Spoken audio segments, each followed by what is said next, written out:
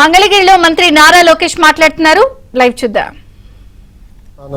అంటే అటుపక్కన గాజువాక భీమిలి తర్వాత మంగళగిరిలో పెద్ద ఎత్తున ప్రజలను ఆశీర్వదించారు, దీవించారు, గెలిపించారు. నాకు నా గౌరవం నిలబెట్టారు.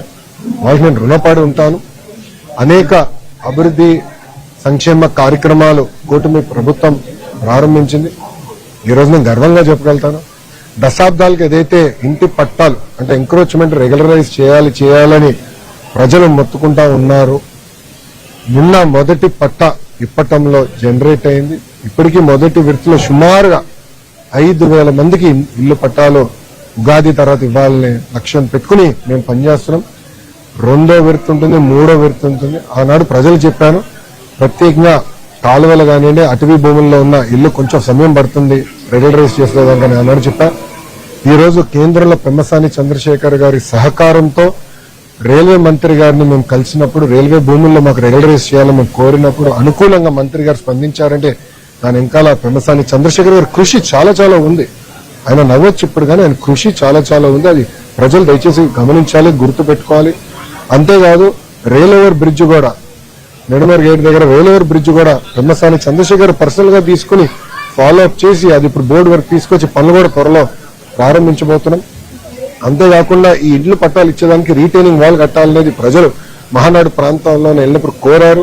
దానికి నిధులు కేటాయించాం, డిజైన్లు అవుతున్నాయి.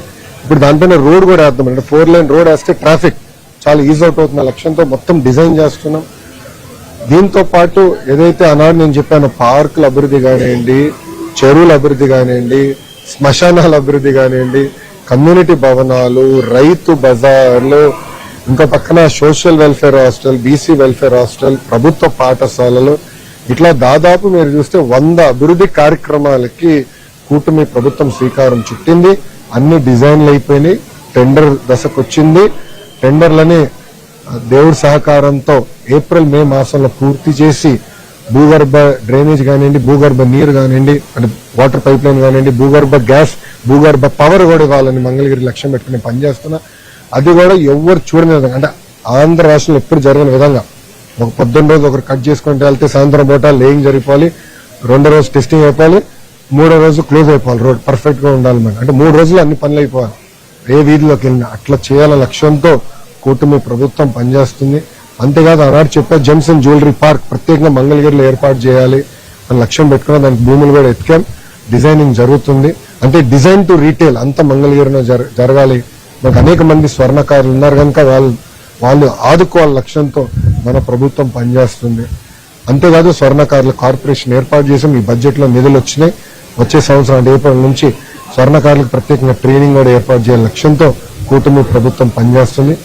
చివరిగా నిరుపేద కుటుంబాలు అంటే ఈ భూములన్నీ ఇచ్చిన తర్వాత అంటే పట్టాలు అందించిన తర్వాత ఎవరికైతే ఇల్లు లేదో వాళ్ళందరినీ గుర్తించి ప్రత్యేకంగా టిట్కో అంటే G+3 కింద ఇల్లు కట్టించి వాళ్ళకి ఇంటి తాళాలు ఇవ్వాలనేది కూడా గౌరవ ముఖ్యమంత్రి నారా చంద్రబాబు నాయుడు గారు స్పష్టమైన ఆదేశాలు కూడా జారీ చేస్తాం జరిగింది.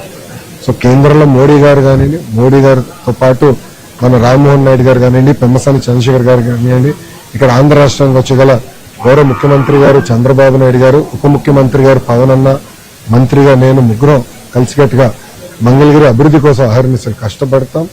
ఏదైతే ఆనాడు ప్రజలకు హామీ ఇచ్చానో ఒక పద్ధతి ప్రకారం చేసుకుంటూ వెళ్తున్నా. కొన్ని దిక్కుల ప్రభుత్వానికి ఇబ్బంది ఉంది అంటే సొంత నిధులు ఇచ్చి కూడా అంటే ప్రభుత్వ నిధులు కాదు నా సొంత నిధులు ఇచ్చి కూడా పార్కుల విషయం కానీ ఇతర విషయాలు కూడా నేను చేస్తాం జరుగుతుంది. గతంలో ఎట్లయితే పనిచేసాం దానికి రెట్టింపు 10 రెట్లు ఎక్కువ నేను చేస్తూ పోతున్నాం. ఆనాడు మొదలుపెట్టిన అన్ని సంక్షేమ కార్యక్రమాలు ప్రతిపక్షాలు ఏదైతే మొదలుపెట్టిన అన్ని కూడా ఈరోజు నడుస్తున్నాయి. ఇంకా బలోపేతం చేసి ముందరికెళ్తాం. ఇప్పుడు మీడియా మిత్రులకి ఏమైనా ప్రశ్న ఉంటే నాకు సమాధానం చెప్పడానికి నేను సిద్ధంగా.